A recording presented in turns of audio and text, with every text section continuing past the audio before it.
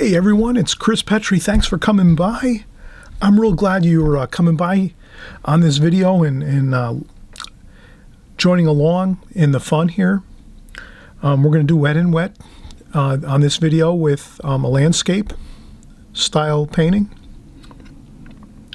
The thing with wet and wet is it really, if you practice wet and wet, often, you will actually, it'll help improve your watercolor paintings, no matter what style you paint in, no matter what techniques you use, on an ongoing basis.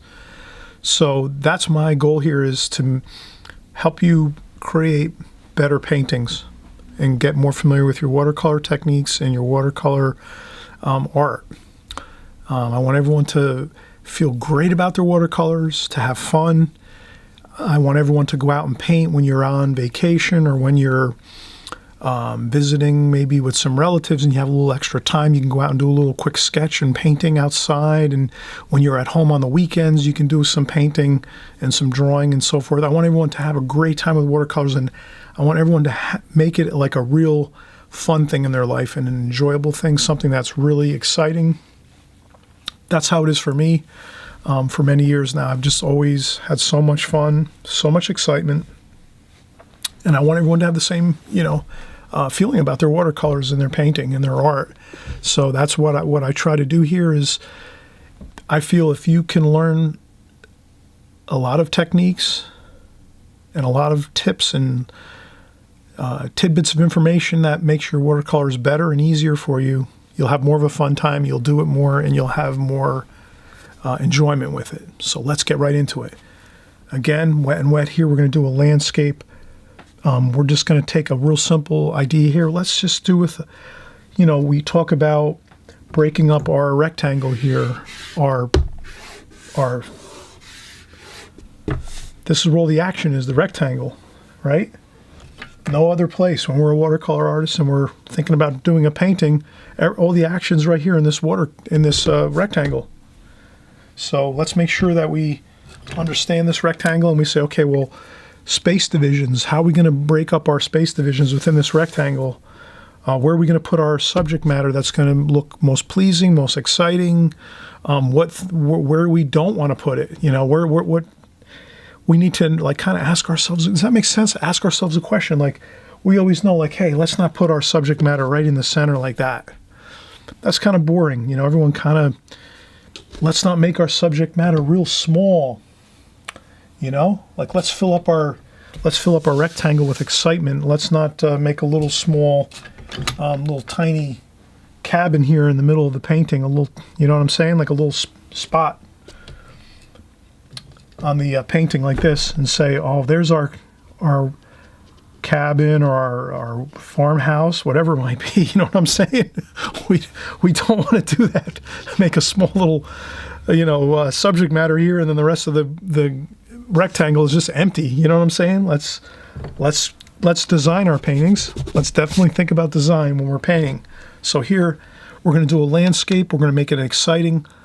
We're going to use wet and wet. So with wet and wet, we know already we're going to get beautiful washes of color. So let's make a beautiful sky. Let's make the sky the dominant force and the dominant subject matter in this painting. So now if we're going to make the sky the dominant feature in our painting right now, well, we know we've got to make it the dominant, the most important part, the largest part of our. So here we'll make the ground, the landscape area, like here. So we'll just put a little bit of landscape, a little bit of a mountain or a field, and the rest is going to be sky. So let's say this, this is here. This is our, let's make a line and make sure we know, okay, that's where we're going to do our field and some trees and a little bit of a mountain or bushes or whatever it is. But we're making sure the sky is the dominant force, which is going to be the bulk of the painting. Okay, so let's do that. Let's make sure we have our little hills here. There we go. How easy is that? We just put a little line across here. That's our landscape, our horizon line. That's really it. And then maybe we'll just put a little bit of some trees. And we'll just kind of sketch in a little bit of trees just to kind of, so that we know a tree line here. And that's it. Simple enough, right? Now with wet and wet, we're going to take our,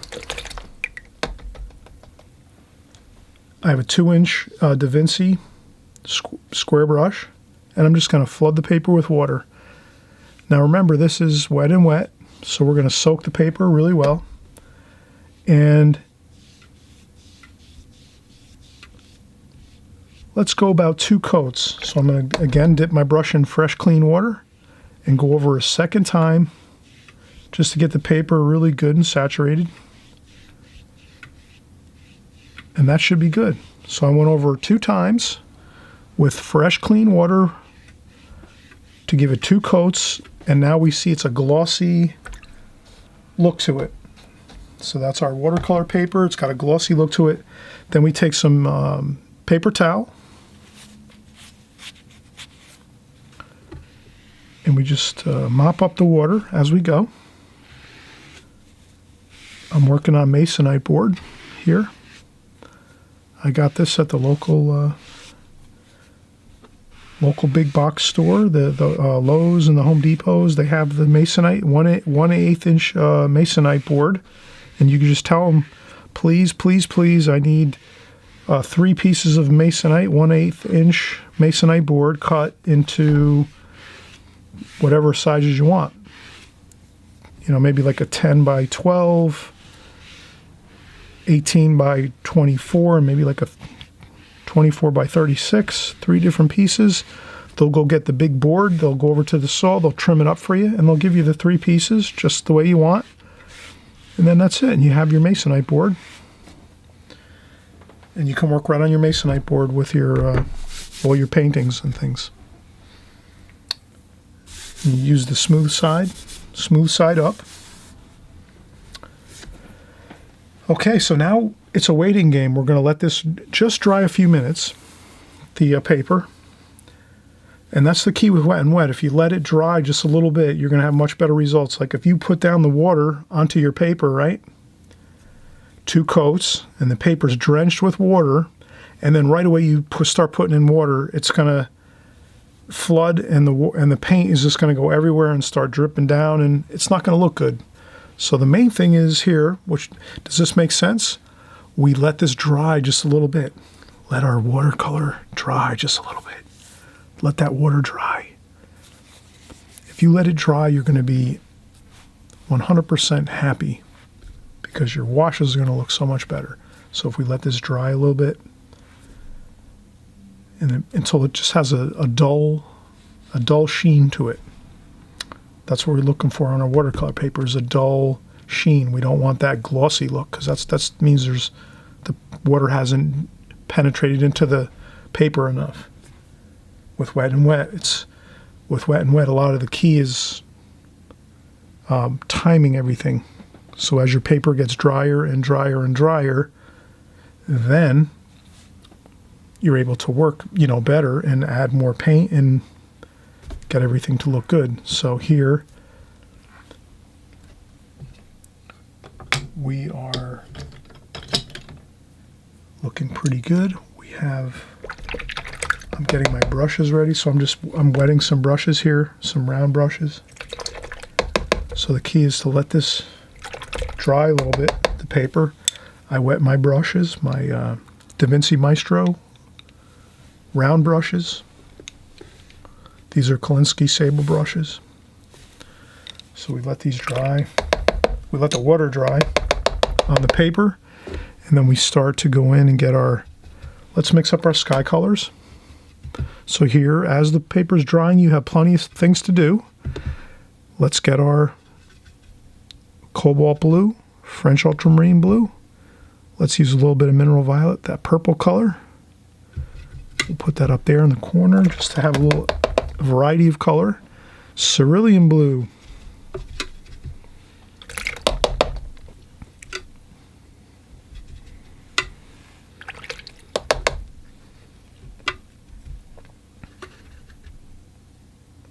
raw sienna.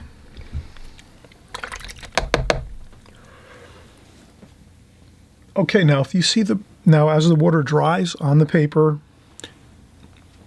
no worries if it buckles a little bit. If you see your paper buckling, that is no big deal. Eventually it will flatten out as time goes on, like, you know, 5, 10, 15, 20 minutes, the paper will flatten out. But right now it's a little bit buckled, but that's no big deal because we're doing our sky colors. In our sky, you know, we can be a little bit, so let's do our sky colors. Look at that. Ooh, have fun. Look at that. Let's have some fun here. Woo! Cerulean blue. Okay. A little bit of that purple color in there. And as we get down closer to the horizon line where the field is, and this little bit of a mountain range here, or field, we keep the paper a little lighter. So darker up top.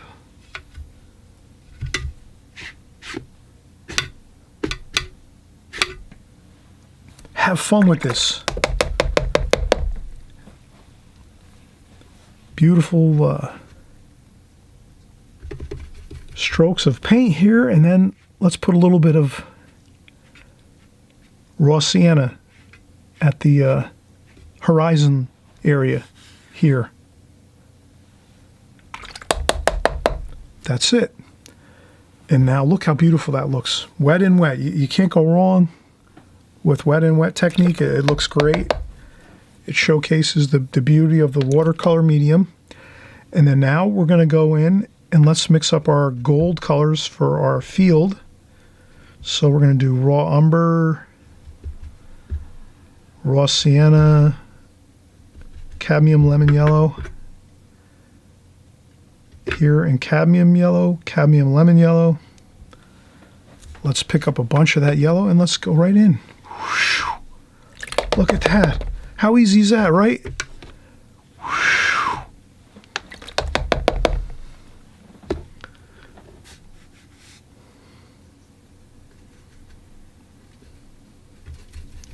Raw umber.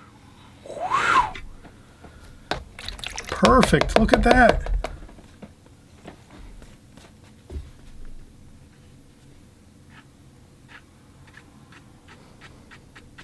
Couple brush hairs there, no big deal.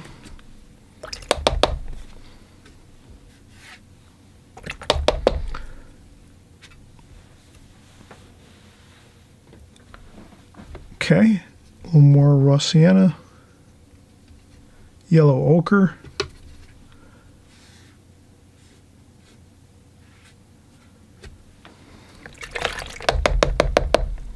Perfect, look at that.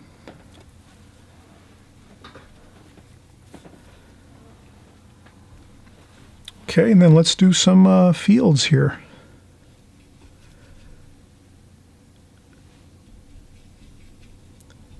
We're using sap green, olive green, sap green, a little bit of French ultramarine blue for the darker color here.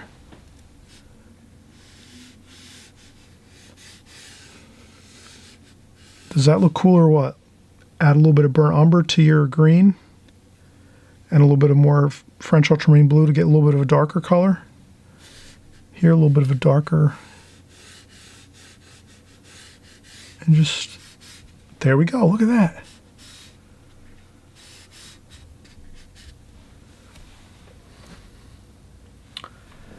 Then maybe raw umber. And then we have some lines in that field. Let's make a little line or two in the field. Perfect. Look at that. Okay, so we have the beautiful sky, wet and wet. The field here, wet and wet. So the paper's still, you know, really damp. We're letting that watercolor and paint mix work really well together. And then we can go in and make some darker darks, French ultramarine blue with some burnt umber, French ultramarine blue, burnt umber, maybe a little bit of burnt sienna too, some of that reddish, and then add some sap green to that too as well, because it's the tree line here and the trees. And okay, let's see what we can get here with some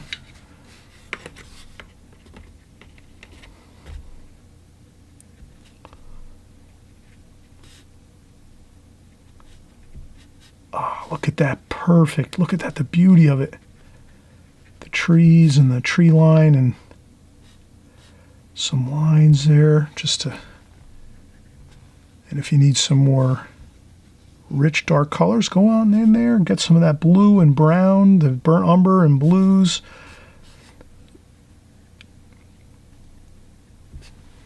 And then just let your brush dance around. Some fast movements, some slow movements.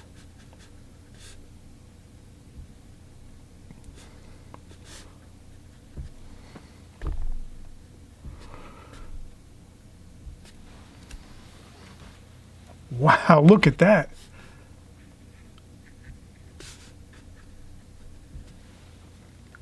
That looks pretty exciting, doesn't it?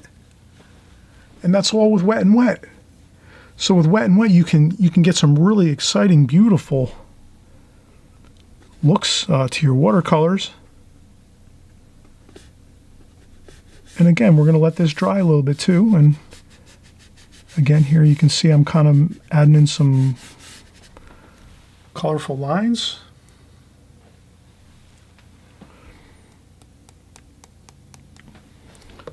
I'll add a little bit of water to my darks, and I'll just try to get a little bit of a splash here and there. There we go. Just a little bit of splashing I do, a little bit just for interest, to add some more interest to the look of the painting.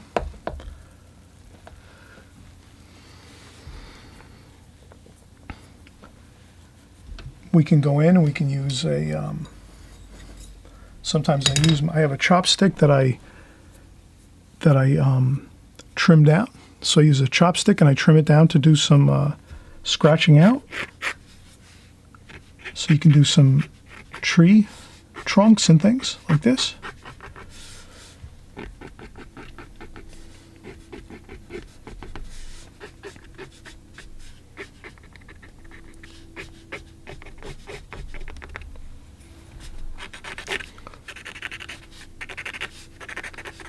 Do a couple, scrape out some lights.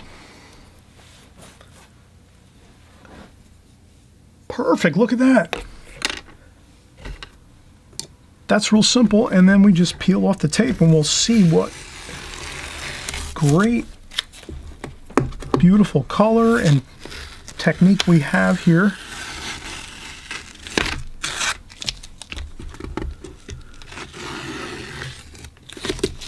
Showcasing the beautiful colors of watercolor.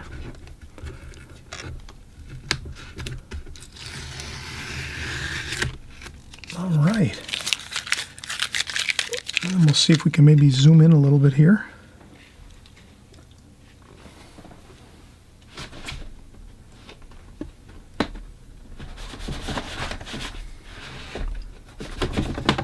Sometimes it's nice to zoom in. Let's see if we can.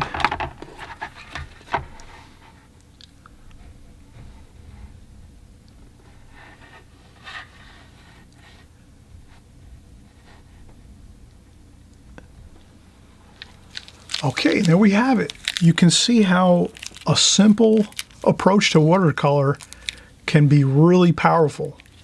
I have a number of paintings that I actually have in my studio that I sometimes put out in galleries and showings and things, which are this style. So I don't always stick to the same exact technique at all times.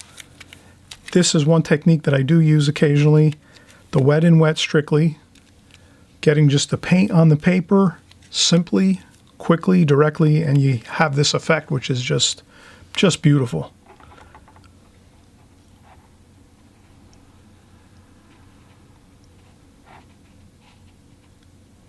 Okay, I hope you enjoyed this, and I hope you definitely try this a number of times to feel the real beauty of watercolor in a different style of wet and wet. Okay, everyone, we'll see you on the next video. Thanks again. If you like this video, thumbs up. Again, subscribe. We come out with weekly videos, so you can check out what we're doing on a weekly basis. If you click the little bell below the video, this way you'll get an alert that we have just created a new video, and then you can check that out. All right, everyone, thanks again for watching. I appreciate everyone coming by. We're having a lot of fun together, and we'll see you soon. Bye-bye.